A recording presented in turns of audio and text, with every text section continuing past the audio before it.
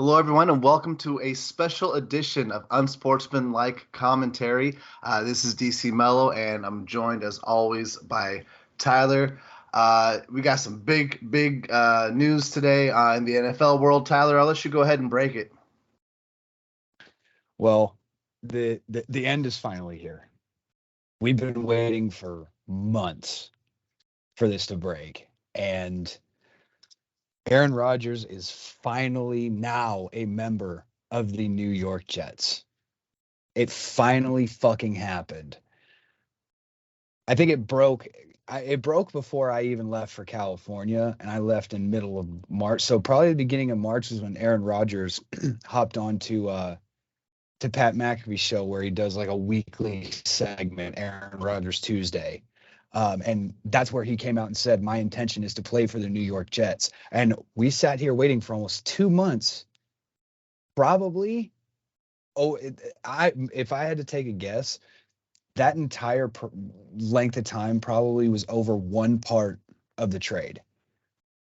I don't think it had anything to do with flipping firsts. I don't think it had anything to do with the seconds or anything like. I think it was the compensation that the Packers could get if Aaron plays more than 1 year. I think that was the big holdup on the trade, because I'm sure the Packers wanted 2 first-round picks. I just don't think the Jets were willing to pay that premium for someone who ultimately may only be there for a year. But the way it pans out, so they get another second round next year. But if he plays 65% of the snaps, it can be a first round pick. So Green Bay ultimately could end up winding up with 2 firsts and a second in the flip for Aaron Rodgers. So, I mean, beautiful work done by both sides, in my opinion, honestly. No, I mean, I think that when you look at that component of having the conditional second round pick that could become a first round pick if he plays 65% of the snaps. When you have something that specific tied into a trade, you know that these sides were just going back and forth and really, kind of going where each other's, kind of maximum, kind of willing to break or meet was meeting point was. And so, I mean, yeah, I think that I actually, if I have to declare a winner in this trade, I think the Packers actually won. I'm actually kind of surprised they were able to get as much as they did, because I mean, at the end of the day, a pick next year that's a second rounder that could be a first. That's a pretty darn good pick. And then you're still getting an extra pick this year in the second round as well. So essentially, they're getting at least 2 second round picks for Aaron Rodgers. And I know that they are swapping as well their first round picks with the Jets. So they are going to get a pick. That's only moving up 2 spots in the draft. But at the end of the day, if there's someone that they are really targeting in that area, that gives them a higher percentage of being able to get their guy. So that does make sense. I think the Packers kind of came out with some pretty good assets and got out of a really large contract on a guy that they were trying to get away from. I think that, I mean, that's a win, right, for the Packers? Like, I think, like, if you're a Packers fan, you got to be feeling pretty happy about this, right? I'll get to the fans in a minute. But I think if you're talking from like the Packers front office and the Packers moving forward, yes, I absolutely believe they won this trade, not only because you just cleared $60 million of cap space immediately. It's Right. gone. It's also you move up to 2 spots in the first round. Okay, that in itself probably isn't that much, but you also gain another second round pick, and they get another one of their seconds this year. So if Green Bay, and I think the second round pick is literally the one right before Green Bay's pick, the second round pick. So if Green Bay wants to get aggressive, which isn't really in their nature, but if they want to get aggressive and kind of like something you alluded to last night, like if they really wanted to give the middle finger to old number 12 on his way out the door, they could package those 2 second round picks and try and trade back up at the end of the first round to take a wide receiver talent that could still be there towards I like think they could use a 13 on a wide receiver, and now they have 2 second-round picks. They can address other needs with those second-round picks and probably still plug some pretty decent holes there. So, I mean, there's either way they have options, right? They have options, yeah. ways they can go about addressing some holes, and they did have quite a few holes as we discussed in our podcast last time. We know that their wide receiver core has been depleted. We know that they have some things going on the defensive side of the ball they need to address. We know they got some things on the offensive side of the ball they need to address with their O-line. So this gives them opportunity they essentially get more high-value picks. And so the odds of finding guys that are able to actually come in, step in, and contribute right away to filling those holes just went up a little. So on the flip side, let's look at how this trade impacts the Jets. Now, they have obviously a pretty tough division and a tough conference in general that they got to compete against. And just having a good defense with a run game isn't quite enough. And they do need to have a passing game. They do need to have the ability to move the ball. And Aaron Rodgers gives them that, hopefully, right? One thing that's a little worrisome is that Aaron Rodgers did not have a single game last year where he eclipsed 300 yards passing. Yeah. And he did have 12 interceptions as well, which is a pretty high mark for him. So he showed some signs of decline. How much of that was because of the situation? And it's hard to tell. It's hard to tell if that's really Aaron Rodgers showing signs of decline, or if that was just Aaron Rodgers being disgruntled, or if there are other factors at play that we don't know about. It's hard to write him off already, but at the same time, you alluded to this when you talked about Russell Wilson when the Broncos got him. I mean, yeah, like at the end of the day, it's that star power name, and you think he's still good to go, but he was showing signs of decline. And then he got to his new destination, and it was like, oh, yeah, no, those signs were actually something that you needed to be worried about. And I have a question mark on whether or not that is the case for Aaron Rodgers. And as a Bills fan, I really hope it is. But as a football fan, obviously, I do care a lot for Aaron Rodgers, the legacy he did, and he's a great quarterback, and I want the best for him. So if he can play, that's wonderful. But as a Jets organization, you do have to, I think, feel like this is a risky move. You have invested quite a lot of money, and you went into a lot of salary cap hell essentially to make this move happen. Yeah, and I think for the Jets, right, this move maybe helps them for 1 year, 2 at most. Really, I don't see A-Rod, because Aaron Rodgers came out and said he was 90% retired before his little darkness retreat that he did in February. So I have a hard time believing if the Jets even show any type of struggle through the season, I have a hard time believing he's gonna come back to do it all again for another year. I mean, he's going from the NFC, which, as far as quarterback goes, he was top 2, even top 3, even with the off year that he had last year. But now he's hopping into a conference where you can make the case that he's not even the top 5 quarterback in the AFC. You got Mahomes, you got Burrow, Allen, Herbert, Trevor Lawrence. We're not even talking about Lamar Jackson.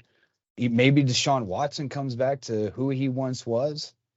So when he's able to see straight. I don't look. I understand Tua was lighting it up last year, but how much of that was the skill positions he had, and how much of that was actually him? Hard to say. At the same time, Tua was putting out better games than Aaron Rodgers was last year. I mean, it's true, but Aaron Rodgers had Christian Watson and Romeo Doubs. Tua had fucking Tyreek Hill and Jalen Waddle. Two wide receivers. 2 wide receivers finished top 5 in receiving yards. And I'm sorry, they're not getting all the receiving yards off go routes. No, they're not. But taking it back to the Jets, right? So Jets mentality with this move has to be Super Bowl or bust. They have a great young defense. They have good skill positions on offense. I don't see it happening. I mean, A-Rod was folding in the playoffs in the NFC when he had Devontae Adams. Like, he had the best wide receiver in the game. I attribute a lot of Aaron Rodgers' struggles last year to his lack of weapons. Like, he's with rookies who he has no rapport with, and a lot of that's his fault because he doesn't do that offseason bullshit. No, he doesn't. That's absolutely on him. But I think if you're the Jets, your Super Bowl window really is open for at most 2 years, and then after that, you're going to have a bunch of young defensive stars who are coming up on contract. You're going to have Garrett Wilson coming up on contract. Breece Hall is going to be up on contract, and you're not going to have a quarterback. So Right. the Jets really have to hope that they're going to cash in here.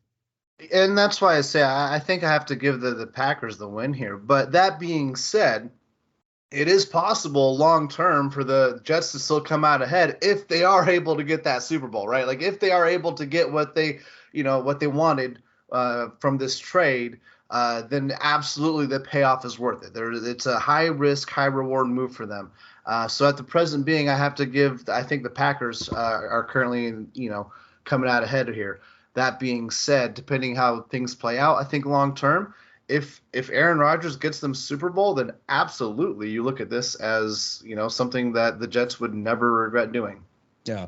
No, you're right, but that's a big if. It's a huge if.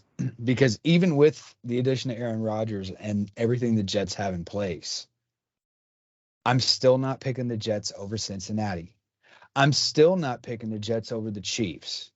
So I put those two in a class on their own, and then in a separate class you have like the next tier, like the next guys up, right? You have the Bills, you have the Chargers. I would put the Jaguars in there too, and then I would throw the Jets in that mix as well. I have a hard time believing that getting a guy who's going to be 40 by the end of this season with everything you gave up to pay, I don't think it's going to pay off because you just moved him to the harder goddamn conference. Mm-hmm. No, I mean, yeah, I'm with you on everything you said.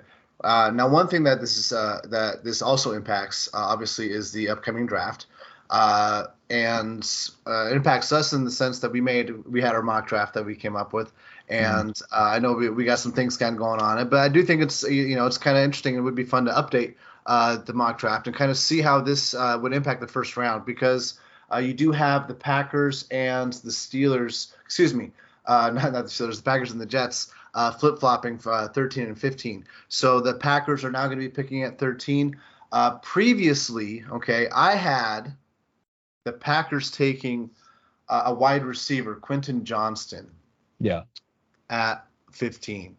And I know it's being a little cheeky, but I do think that it would be kind of a bit of, kind of poetic justice if the Packers, kind of the parting tribute is they drafted a wide receiver with that first round pick that they got from the Jets trade, right?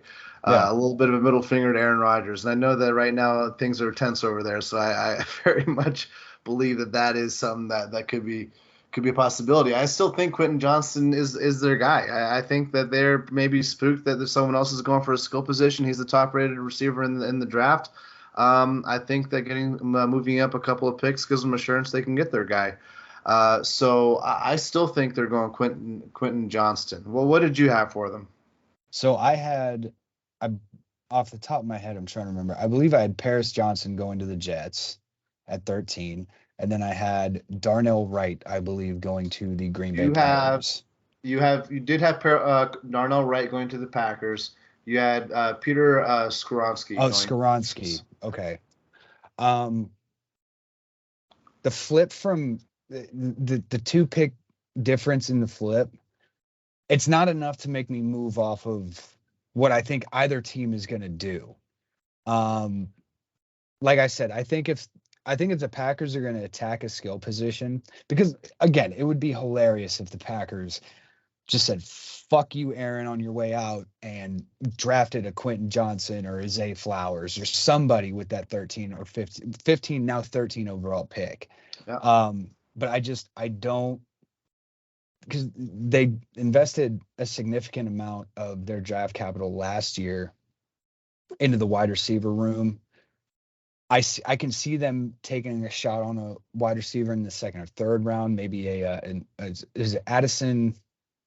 Who's the kid out of USC? Addison Oh, yeah. Williams. Yeah.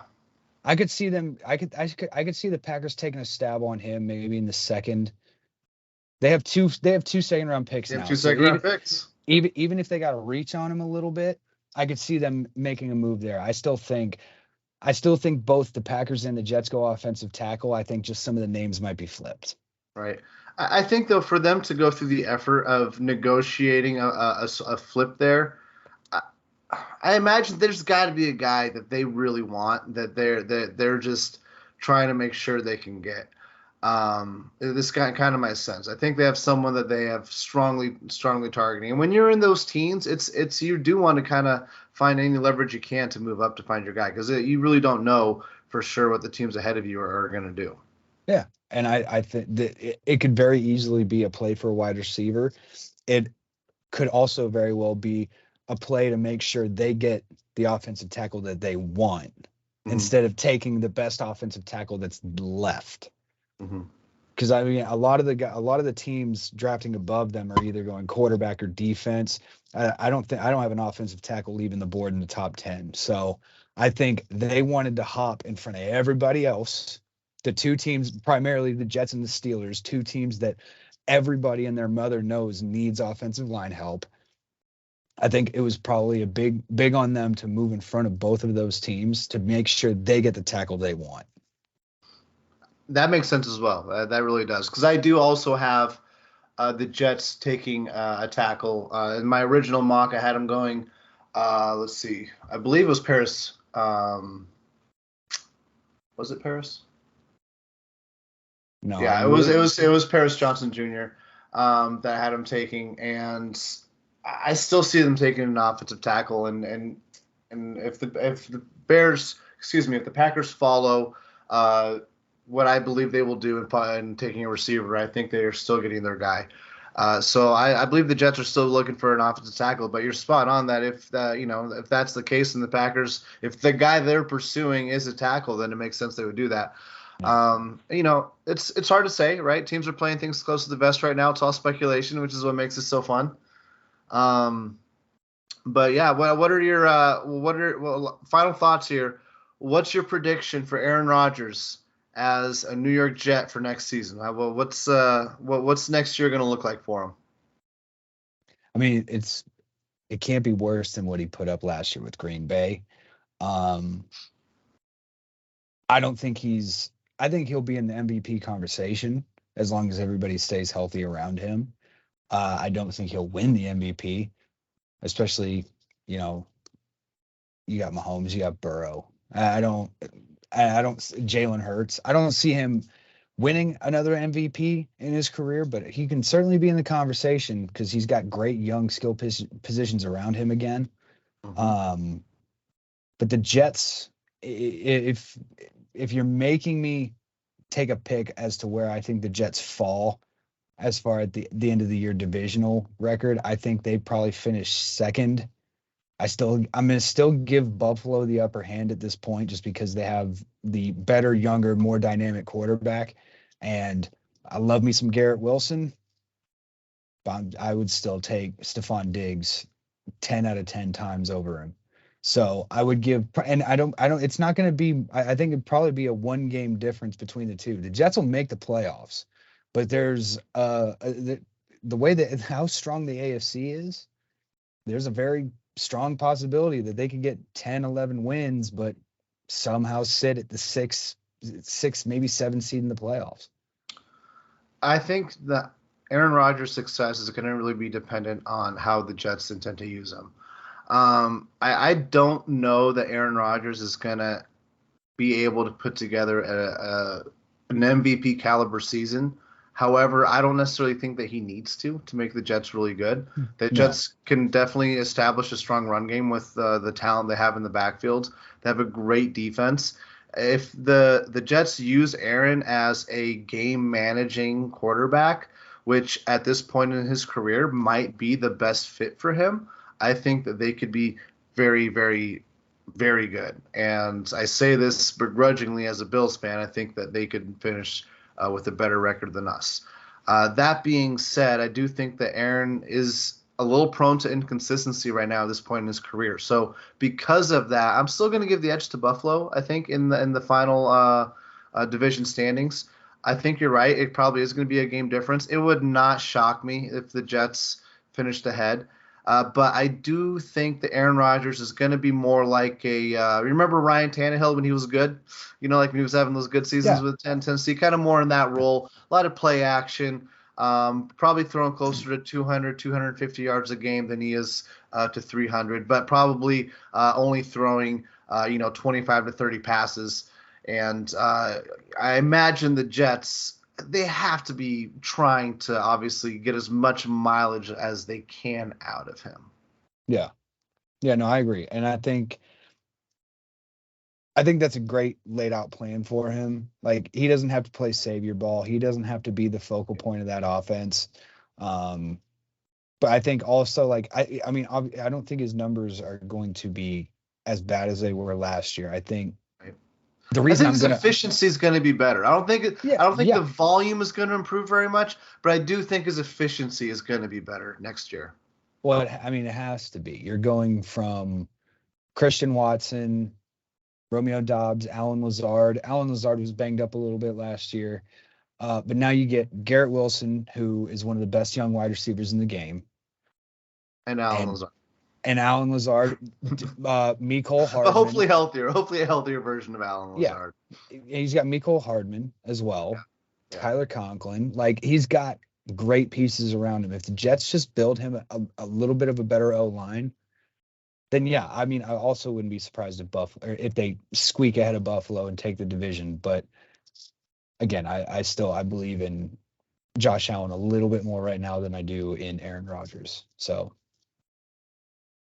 All right. Well, Tyler, I appreciate you hopping on for this special podcast that we're doing today. We are going to be live streaming on Thursday for the NFL draft, which is here in just a few days. So that's going to be exciting. Do you have anything you need to say? Yes, I do.